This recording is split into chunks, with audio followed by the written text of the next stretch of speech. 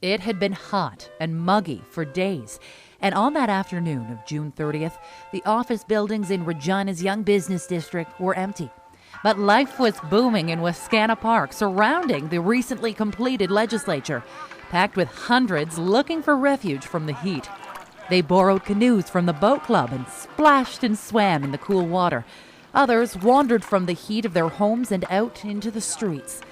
The next day would be Dominion Day, what's known now as Canada Day, and the city wore banners and decorations in preparation of a day of parties, a celebration that would never come.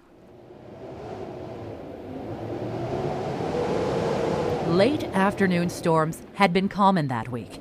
Maybe that's why when the clouds started to darken, so many people waited in the park. When the lightning flashed across the darkening sky, some of the boats made their way leisurely to the shore. Elsewhere in town, others closed their windows and calmly went inside. The tornado is said to have come out of nowhere. It was just before 5 o'clock. The Leader newspaper would report the following day that those on the lake saw the tornado come round the legislature building. The wind continued to howl and a few raindrops fell. Suddenly, the two immense black clouds came together, and with a swoop, a cyclone pillar descended upon the city between Lorne and Smith Streets. Twisted, torn, crumbled into ruins one of the finest parts of Regina's residential sections.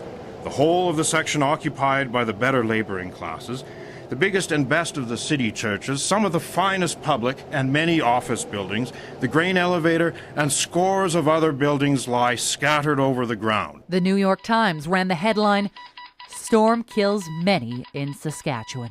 Meager dispatches from Regina state at 5 o'clock this afternoon, a cyclone struck the southwestern portion of that city and tore its way northeasterly through 8 blocks in the business part of the city. Douglas Woodhams was at St. Paul's Church.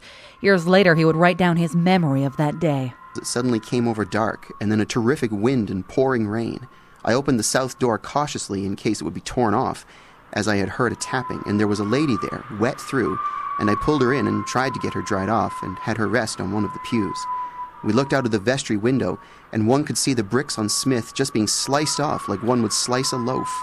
And then we heard a bang on the roof, and the top cupola of the new Baptist church had been carried from Vic and Lorne and slid down our sharp roof there, and it made such an awful row. There exists no exact timeline for how long the tornado was on the ground, but in what's believed to be only a matter of minutes, 28 people were killed, hundreds injured, thousands homeless, and roughly 450 buildings destroyed. Arriving after the storm, Ruth Main wrote to her brother Albert.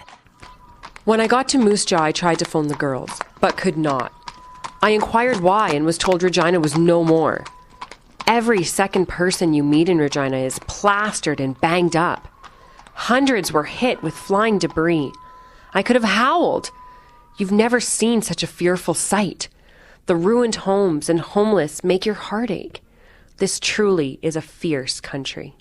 A small ad on the front page of the Leader on July 1st declared the Dominion Day holiday had been canceled, and a request that all bars remain closed that day. Even the sight of the crushed and bleeding bodies being carried from the ruins had but the effect of spurring the workers on in their efforts. A day of rejoicing was a day rife with sadness, yet not with mourning. There was no time for mourning. There was work to be done, and the citizens of Regina showed that they were capable of forgetting for the time what cause they had to mourn while help was wanted, needed, demanded on every hand. The cleanup would take 2 years. The cost would be felt for decades.